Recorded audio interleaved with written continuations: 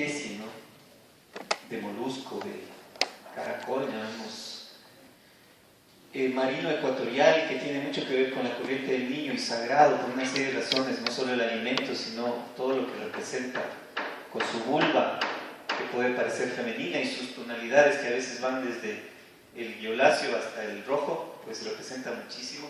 ¿Y cómo es que se ha encontrado en Tiahuanacu un Spondylus? ¿Y cómo es que se ha encontrado en la zona de Pachacama Spondylus? ¿Y cómo se ha encontrado en Caral Spondylus? ¿Y cómo así en Chanchán y en la zona del Señor de Zipán Spondylus? Quiere decir que estos viajeros caras, o quitucaras, esta tetralidad sagrada de los Andes con la zona del Caribe, es una formación simbólica histórica, pues milenaria, ancestral. El mito yo les dejo ahí para que ustedes puedan revisarlo, pero ¿quién aparentemente cuenta este mito? A Nelo de Oliva, que es jesuita. De todos modos hay que pensar siempre lo que los jesuitas han hecho en relación a nuestras identidades. Yo diría infiltrar, sacar conocimientos y a veces tergiversar, pero en este caso creo que es importante remitirnos a la fuente y leer bien esa fuente para entender que se está hablando de un mito de trayectorias que va a enlazar a Caracas con Tiahuanacu y con Suma, que vamos a tratar de demostrar cómo es posible enlazar. ¿Quién cuenta esto aparentemente? Anhelo de Oliva es un quipucamayo que encuentra en la zona de Bolivia, cerca del lago Titicaca, que se llama Catari. Catari. Y es prácticamente cata diagonal, como nos explicaba Javier Lajo, ¿no es cierto? Cata, una diagonal. Muy bien, ahí sí podemos pasar al que tiene número 1. Está por demás señalar que estos ordenamientos coloniales y republicanos son totalmente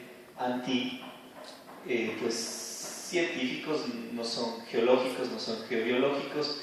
Veíamos a unas líneas ahí que se llaman líneas geobiológicas, que son como elipsoides. La Tierra en realidad está inclinada, no está así, ¿no? Pero era simplemente una pequeña animación para demostrar que eso no es verdad. La Tierra está girando sobre su eje, el eje de la eclíptica inclinada. Eso da la vida en la Tierra.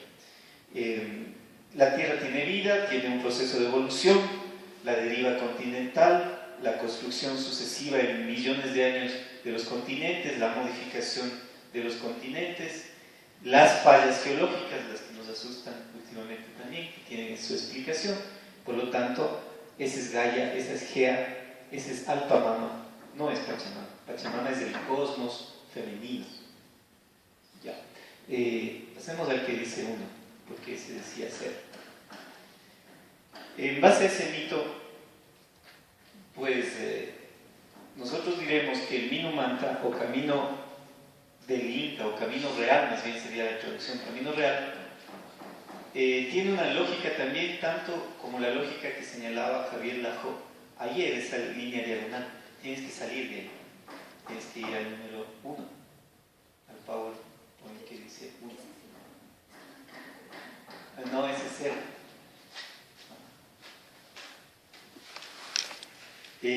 Esa diría como hipótesis que tiene que ver con la inclinación del eje de la Tierra y va entre Quito, Catequilla, hasta Zipán, hasta la zona del Señor de Zipán. Bueno, veamos ciertos epistemes básicos de la visión ecuatorial y andina en general, ¿no?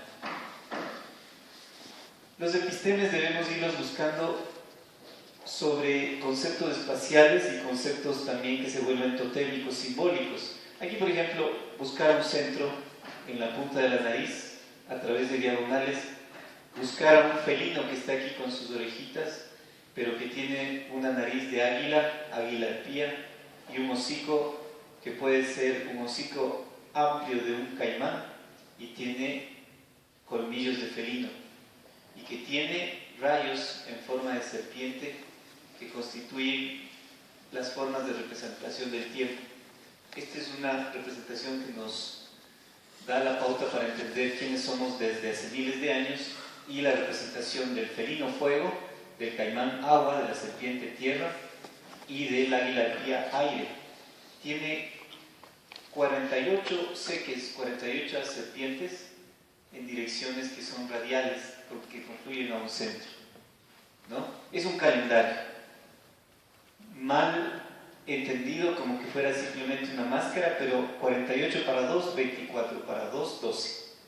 Normalmente son semanas las que están planteándose aquí, unas son regulares, otras irregulares, algunas terminan en búhos, otras terminan en monos. Incluso la cara de este felino es felino mono, porque tiene las orejas de mono, o de ser humano, si de algún modo, y las orejas del felino. Entonces es un jaguar mono, es un mono jaguar. Mono cuando representa lluvias, jaguar cuando representa fuego. Ahora, por ejemplo, ya casi vamos a perder la visión del jaguar o del felino relampagueante que está sobre nosotros, y vamos a ver que se va a ir para el Pichincha y van a llegar las lluvias. Ya estamos pasando, quizás adelantados a la época lluviosa. Cuando termina en búhos, seguramente es porque son épocas secas. Cuando termina en monos, es porque son épocas lluviosas. Tal la maravilla de este tipo de artefactos que este gobierno, incluso no sé si ha valorado, no sabemos si la que tenemos en el Banco Central es una copia, es una réplica, y dónde está la original. Además hay varias originales, porque eran como decir, tener celulares o cámaras fotográficas que se podían reproducir y que se podían dar a diferentes señores a través del intercambio, ¿no? Y han hecho, incluso para la nueva estrategia de reconstituir un tal Banco Central que maneje ciertas monedas, han hecho una caricatura de toda esta sabiduría, hacen cualquier dibujito, porque no tienen ni idea de lo que están manejando, el patrimonio cultural de los pueblos. Sigamos.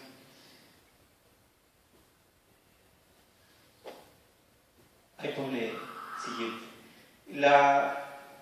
Esta manito que es Valdivia, que es importantísimo, ¿no? La espiral, el origen de todo en serpiente, pero en espirales, que le gusta mucho a Marcos, ¿no? Tanto la oreja, que sale como una oreja de un cuenco, pero tanto la mano que dice, hey, yo estoy aquí, tengo identidad.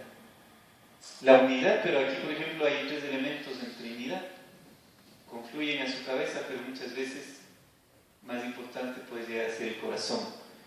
Simetría bilateral, porque como es a la izquierda, es a la derecha, como es arriba, podría ser abajo, siempre y cuando encontremos equilibrios simbólicos muchas veces, ¿no? Sigamos. Unidad son la centralidad. Sí, puede seguir. Hablemos, miren, de este cacique y de esta señora. Aquí está con su calendario, con su figura de poder sobre el plexo solar. Debe tener algo sobre el coto, sobre el cuello. Debe tener algo en el tercer ojo y en la coronilla, debe tener algo siempre, y en la parte sexual. Y debe tener siempre un chumbi para que le proteja el ombligo. Caso parecido, aunque diferente en la paridad, ¿no? Figurines realmente de nuestra costa ecuatorial, donde se desarrolló la civilización más antigua de América, al menos de América del Sur. Sí, unidad, dualidad o paridad, más diría paridad, Javier, no le gustaría el término dualidad. La dualidad, más bien la paridad en el caso del Yanantí, siempre simetría bilateral, ¿no? Lo que es a la izquierda es a la derecha. Se parecen a estas figuras de Tiahuanaco, esos monolitos Bennett que son gigantes y que están estableciendo también una relación sobre el corazón, poniendo sus manos, ¿no? Somos simétricos bilaterales. Esta, por ejemplo, poniendo sobre el corazón en actitud de oración, Oyacachi, en la Amazonía. Sí. Aquí hay una tendencia a la triangulación en este concepto, porque hay unas figuras de Tiahuanaco que tienen una tendencia a generar un cuadrado y diagonales. ¿Sí? Sigamos. Pues según Carlos Milla Villena, Hace 5000 años ya en Kotosh se establecen este tipo de relaciones de manos cruzadas diagonales, ¿no? Aquí están en Sechín, diagonales, con un punto central. Así hay una imagen de Atahualpa cortado la cabeza en el Cusco y poniendo de todos modos la diagonal sobre una mesa en la tabla del inquisidor, con una bruja pelirroja que le llaman, que está al lado con su cabeza, luego de haberle degollado, y que desmitifica la idea de que Atahualpa haya sido ahorcado, o en todo caso que luego fue degollado. ¿Y a dónde se llevaron su cabeza? Habrá que ver. Tenemos algunas ideas, por el momento no vamos a plantear eso, pero los mochicas, la dualidad con esta diagonal, el taoísmo, el equilibrio en movimiento, la semilla y la gota, femenina y masculina, yin y yang. Y aquí mochica e incluso puruguay, porque los puruguayes tienen mucho que ver con las mochicas. Entonces, hablemos aquí del inicio de un concepto que sería el tahuantín, que es la tetralidad. Lo que está arriba es abajo, lo que está a la derecha es a la izquierda. Podría decirse también, siguiendo al Kybalión de Hermes, lo que es anterior es posterior, lo que es macro es micro. Para eso es clave el establecer las cosas en diagonal. Sí. Puede seguir. Desde Uxmal o a nivel maya, o esta me parece que es chipcha, miren, estos elementos diagonales nos recuerdan a los de los templarios, ¿no? O peruano, este Puruguay, Diribamba, aquí está el felino, también en diagonal, con este ángulo que debe tener unos 22, 30, más o menos la mitad de 45. Y aquí está el famoso Ayapaek de los mochicas, diagonal, la hélice en diagonal, fundamental para entender el tahuantín, porque yo considero que para trabajar epistemes no solo hay que trabajar el 2, sino el 4, y no solo el 4, sino el 8. El 8 de los pastos, Quitucaranquis, el 8, el octógono. Sí. Pero aquí estamos hablando del tahuantín, de la diagonal. Sí. Puedes pasar.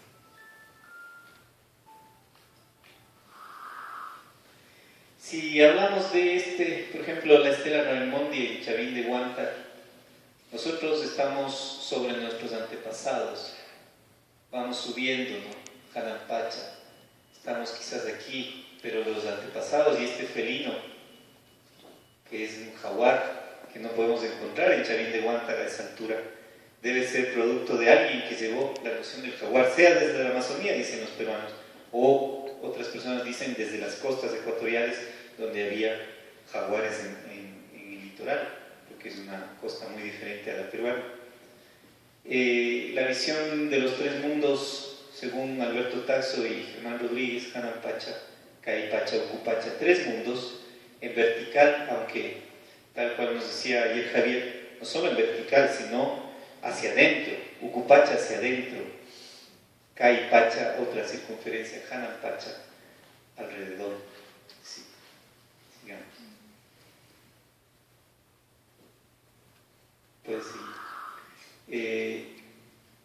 Pero aquí le gusta a nuestro amigo Marcos Guerrero las escaleras, ¿no? Que toda nuestra organización, al menos la andina equinoccial, no es de puna, no es plana, no tiende a ser inmensamente plana hasta llegar a encontrar la Amazonía o encontrar la costa. En el caso de Bolivia, lastimosamente no puede encontrar la costa, pero sus viajeros, de hecho, la encontrarían, pero nosotros fácilmente cruzamos en 2 horas a la costa o a la Amazonía, entonces establecemos estos pisos o niveles que son los pisos climáticos.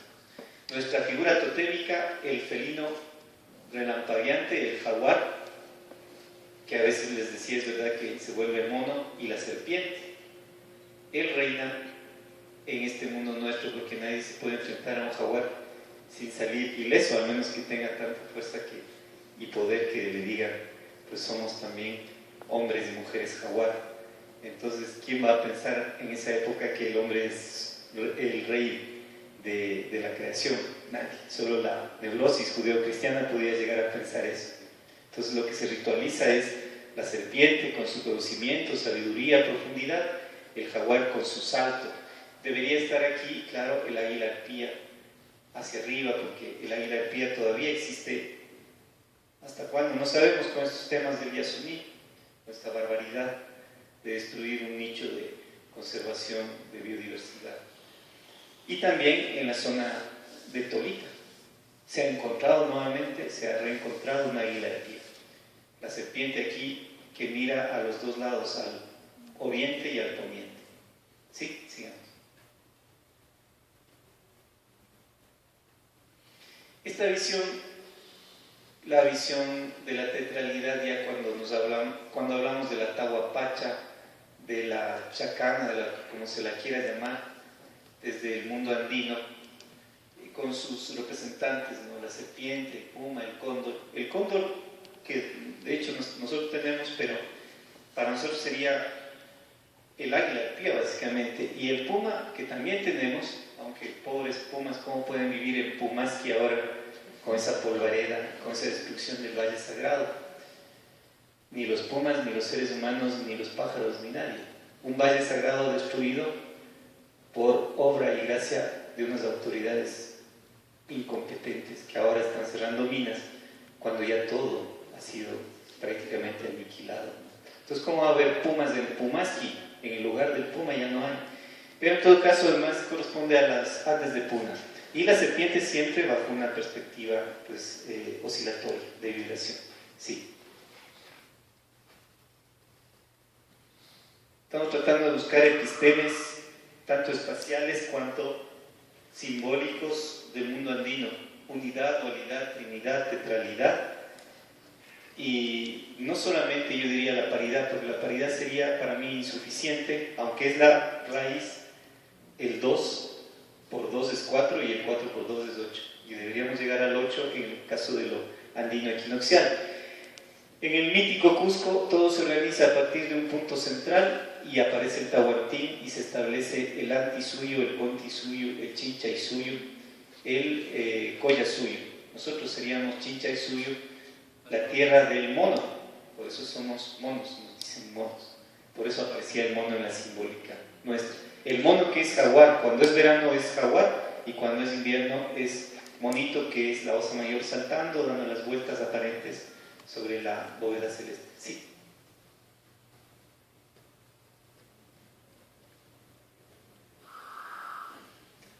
Un símbolo enmarcado en una cruz cuadrada, pero que este es el símbolo de Atahualpa, este es el símbolo equinoccial último.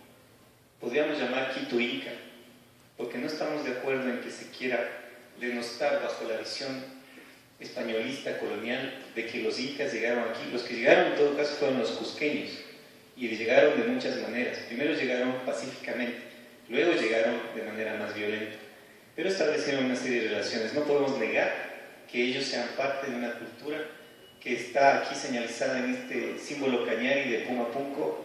Está el 4, están los diamantes sucesivos y está esta chacana. Eso es cañari inca, y esto es Puruay inca, y lo nuestro puede ser Quitucara inca, y esto por ejemplo es navajo, y está la misma estrella cuadrada, en este caso la cruz. Esto es más de la zona de Pisaca, pero todo es un arquetipo en relación a buscar la centralidad, buscar la paridad, la dualidad, la bipartición, buscar la tripartición, porque prácticamente haríamos triángulos aquí y triángulos de abajo. Y aquí, constando importante esto, 1, 2, 3, 4, 5, 6, 7, 8. Buscar el 8, buscar el 4 por 2, que es buscar el octógono, porque podríamos enmarcar esta figura central en un octógono y la interna está enmarcada en un diamante, igual que aquí un diamante. Sí, sigamos.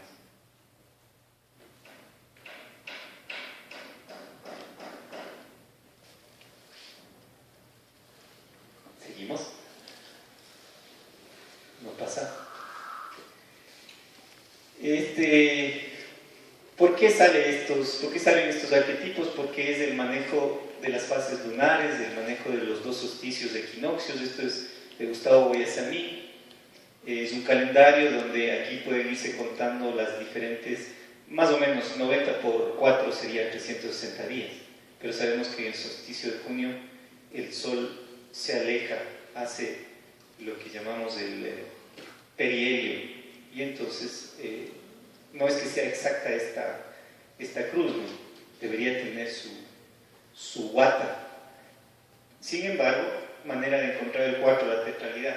Ahora, si sumamos esto, había hecho un estudiante de arquitectura indígena, perdí su nombre, pero había puesto en internet esta imagen que me pareció importante: pasar del plano a las 3 dimensiones, a la esfera, del círculo a la esfera, y entender que aquí hay una dimensión Jana, Kai, Ucupacha, pero además hay un Tahuantí, que significaría 4 más 3, 7.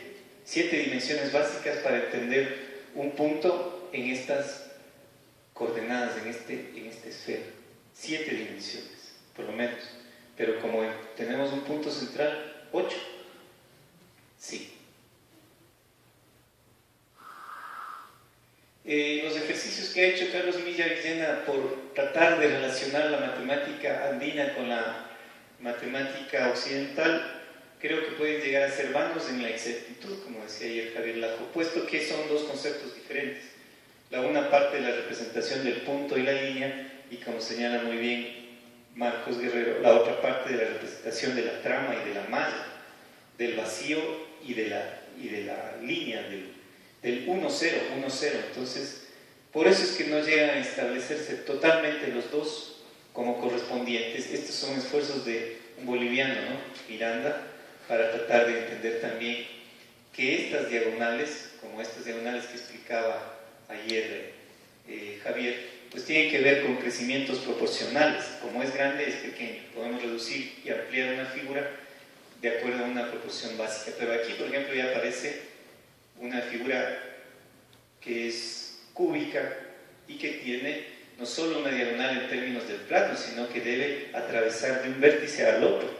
Y eso es lo que tenemos que empezar a ver, porque esa es la figura que tendrían los antepasados y no el plano, que el plano es más heredado de los occidentales, el 2D. ¿Sí?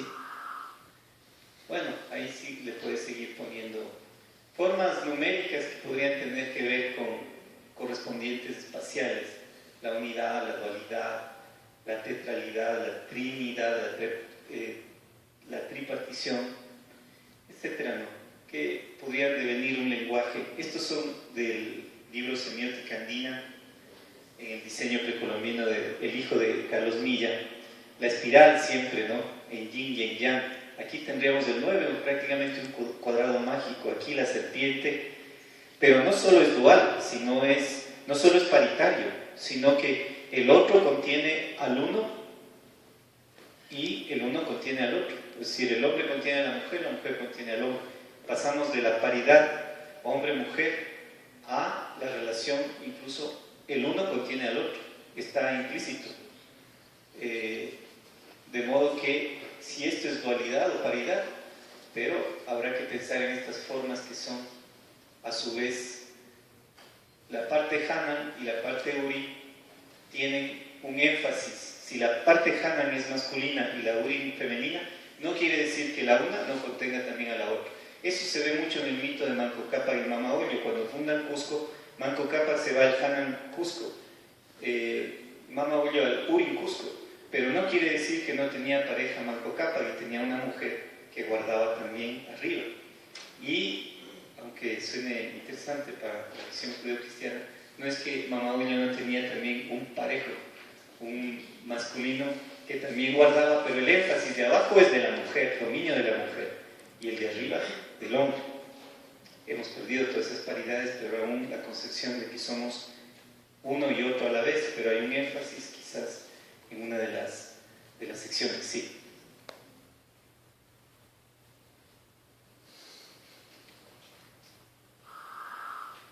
Y entonces aquí lo que yo quería llegar: nada es suelto, ningún cuadrado, ni círculo, ni un diamante, si no empieza a funcionar en la malla.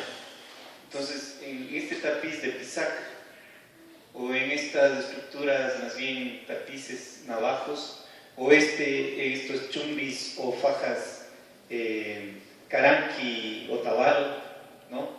O en estos tocapos incas. Lo interesante no es solo este lenguaje que todavía está por decodificar, qué es lo que nos está diciendo, ¿no? Sino lo interesante es encontrar que hay una malla, una retícula sobre la cual se ordena cualquier punto, línea y sobre todo figura en el espacio. La malla, pasar del punto a la malla. Y la malla es hueca, como dice Marcos, ¿no es cierto? La malla es, como dicen los cerrajeros, son unos coqueados, está con unos huequitos y no es simplemente una cosa está llena y otra cosa está vacía. Importante, sí.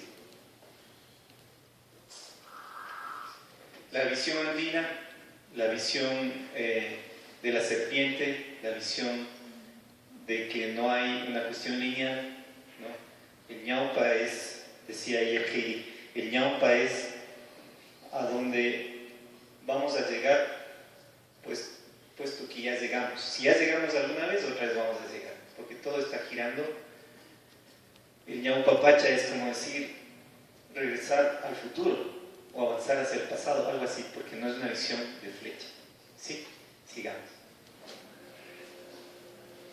Esa es la de Javier Lajo cuando pone en el plano esa visión de la serpiente, cuando pone también, solo por resolver en términos lineales, Hanan Pacha, Kai Pacha, Uku Pacha. Entonces, la vibración, todo está en movimiento, todo está girando, todo está circulando, todo tiene un centro, todo tiene una paridad, todo tiene una tripartición, porque el diamante son dos triángulos, y todo tiene tetralidad, porque a su vez, como es arriba es abajo, pero lo de arriba contiene una parte de lo de abajo. Entonces estamos hablando de epistemas andinos para una filosofía de la ciencia posterior. Si no tenemos epistemología, no vamos a avanzar nunca, porque estaríamos trabajando sobre niveles folclóricos nada más, y no podríamos manejar una visión de posicionar nuestras ciencias andinas de saberes sobre una perspectiva compleja. Esta es la visión de los Pachacuti. Cada 500 años un Pachacuti, un volteo, un reverso, y cada 1000 años un sol. Eso es de Carlos Milla Villena. Entonces ahora sí vemos la número 3, quizás la 3, el power número 3. Estoy haciendo un poco de tiempo para que la asistencia sea mayor y la ovación a nuestro amigo boliviano sea también superior, ¿no? ¿Querías decir algo, Carlos? Vamos a la 3. Pues no me quiero separar del mito de Quitumbe, simplemente ni del Capanián, solo establecer los epistemas con los cuales trabajar lo que vamos a hacer luego en la demostración, ¿no?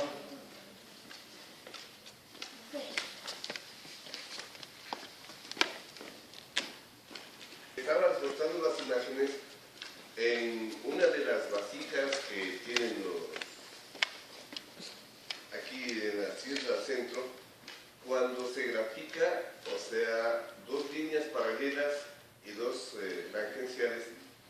Y yo no sé cómo lograron representar lo que ayer el arquitecto nos demostró fehacientemente, la alineación tanto de los montes nuestros en la parte de Quito, ¿no? Claro.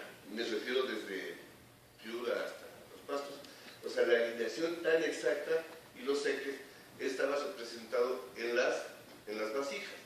Toda esa sabiduría, toda esa situación solamente refleja que la situación central de la Tierra tiene relación con el cosmos, y eso nuestros antiguos ya lo graficaron. Claro, como enseñanza, claro. como ciencia. Pero ¿de dónde nace? De la observación de la naturaleza, puesto que la hipótesis mía es diferente en relación a que cómo podría haberse trabajado esos grandes alineamientos si no manejando una malla que es la malla electromagnética de la Tierra, que es como una malla ortogonal y una malla diagonal, y todos estos elementos epistémicos surgieron de la observación y de sentir esas mallas e incluso observar cómo las aves, por ejemplo, siguen esos corredores energéticos. Entonces, lo que llamaría la ciencia occidental, solo desde hace 30, quizás 40 años, la geometría fractal de la naturaleza, o lo que decía Marcos, la geometría fractal en la naturaleza. al entender que la naturaleza crece proporcionalmente siguiendo estos ejes, tanto en el sentido de vibración espiral, pero siguiendo diagonales para darles un sentido de crecimiento proporcional, eso lo deben haber tomado del sistemático observar la naturaleza. Y la chacana o Tahuapacha sería un artefacto, igual como hipótesis, de encuentro de los mundos, del mundo del cosmos, del mundo de la Tierra, de los volcanes, porque prácticamente de ahí vamos a decir que surgen estas líneas, aunque sean imaginarias, pero no es que no existan, son electromagnéticas, y del mundo del interno de las líneas geológicas, Hananpacha, Caipacha, Ucupacha. Entonces, de la geometría fractal en la naturaleza habrán encontrado los mecanismos para seguir las líneas geológicas, por ejemplo, de los Andes, cómo los Andes se van extendiendo y van estableciendo ejes, ¿no? Entonces, ahora sí veamos desde el inicio para explicar bien. Quizás esto ya no exista. Esta es una foto de Quitzato de hace unos 10 años. Quizás ya no exista. El punto monumento central de lo que constituye nuestro centro del mundo, que no es el único tampoco. No hay que pensar que sea el único centro del mundo, tampoco hay que pelearse por eso. Hay varios. Pero está justo en la línea equinoccial. ¿Podemos seguir pasando o había algún pequeño problema?